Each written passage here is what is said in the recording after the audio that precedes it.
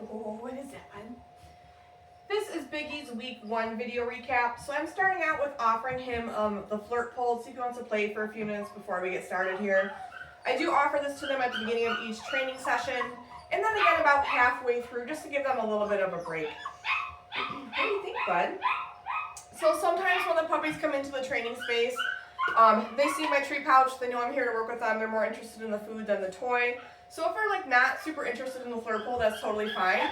I do want to at least offer it to them first though. So when my puppy's in possession of the toy at the end of the flirt pole, I might put some like light opposition on it, but I'm certainly not going to lift him off the ground or like pull him across the floor while he has that toy in his mouth. What do you think, bud? Okay, I think we're going to get started since he's not super interested in the flirt pole right now. Okay, so the first thing that we did in week 1 was introduce the clicker. So the clicker is going to be used as our reward marker. It lets Biggie know when he got the behavior correct, and it will always be followed by a piece of food. So since the clicker is new for Biggie, we have to do what's called charging the clicker first.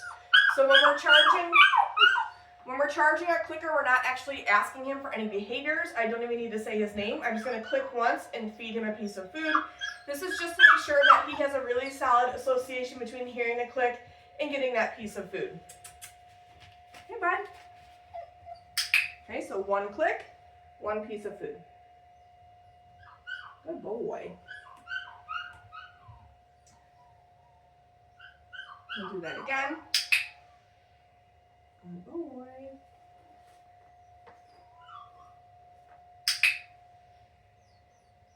And I do this at the beginning of each training session with the puppies, just 4 or 5 times before we move into our first training exercise. Good job, buddy. Okay, our first exercise today is following a food lure. So food luring is a really common way that we teach our puppies different positions, whether it's a sit or a down or whatever. But we need to make sure that they're good at following a food lure first. So when I'm using a food lure, I will hold it flat in my hand with my thumb, and my palm will always be facing the dog. So the idea is I want them staying connected to that piece of food the whole time we're moving. So to start out teaching this to Biggie, I'm just going to get him to take a couple of steps with me. So showing him that food, getting him connected to it, taking a few steps with me, clicking, and then releasing that piece of food to him. We'll do that again.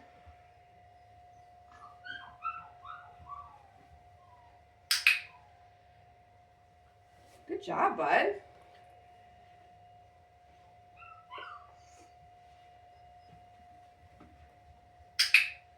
And then I do like to practice this with both hands. I want to make sure that Biggie will follow a food lure no matter if it's my left or my right hand. So again, goal is keeping him connected to my hand that whole time and getting him to take a couple of steps with me.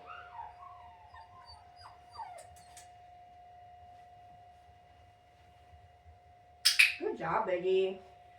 So we've also been working on pairing this with his name. This is going to start to work on some name recognition. So I'm going to do the exact same thing, but now as we're moving, I'm going to say his name. Hey, bud. Biggie. Good boy.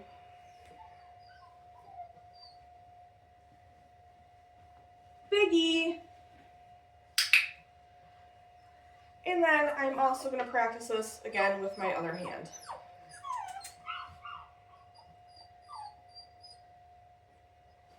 Biggie.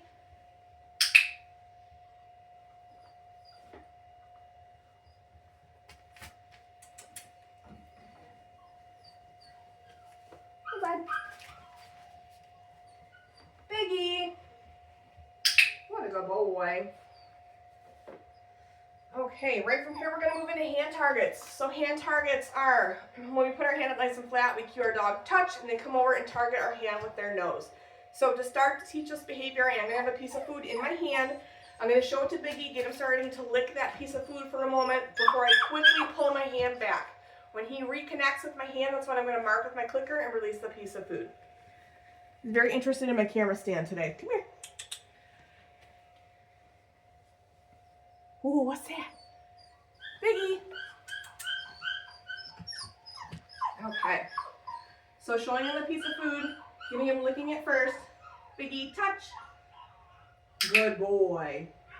Biggie, touch. Good boy.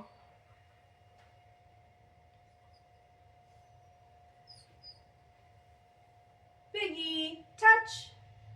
Nice work, bud.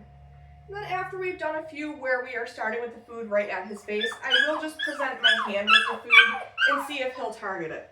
Biggie, touch. Good boy.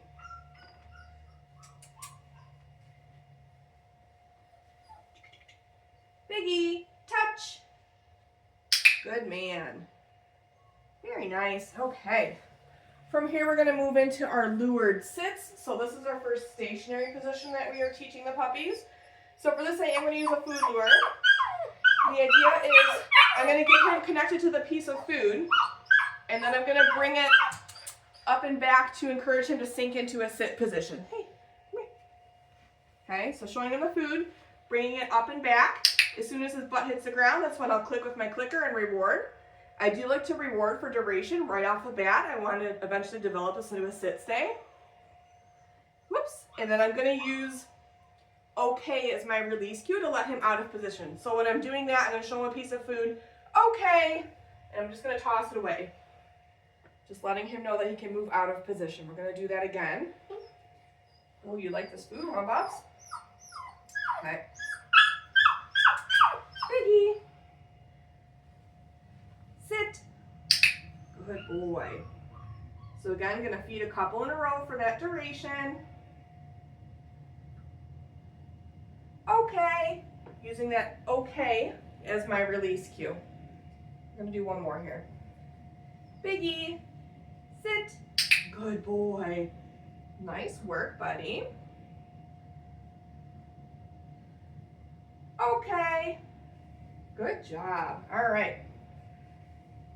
From here, we're going to move into our mat skill. Let me just get a quick refill on food. All right.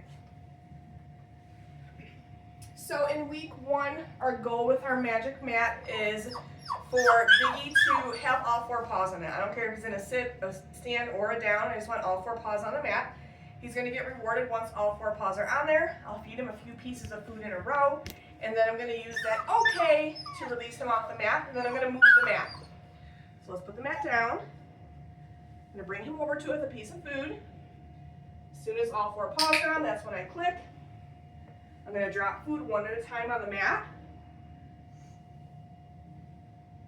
And then when I'm ready to release him, okay, I will toss that okay cookie. And then I'm going to move the mat.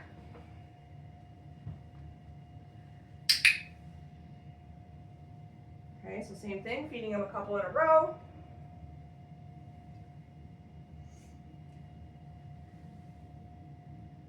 Okay.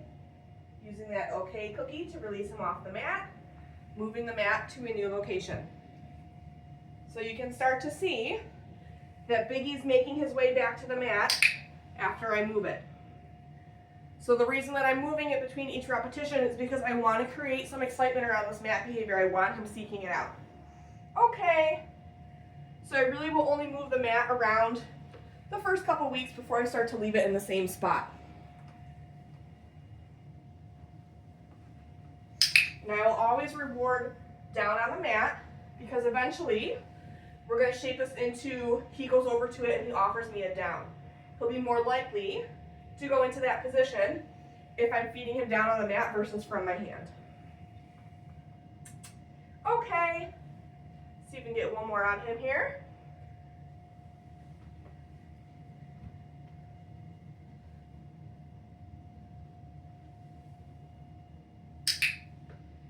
Good boy.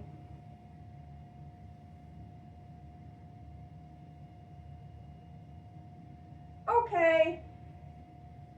All right, and then when we're done working with the mat, I do pick it up just in the initial learning phases because I am working really hard this week to build up the value of him having all 4 paws on that mat.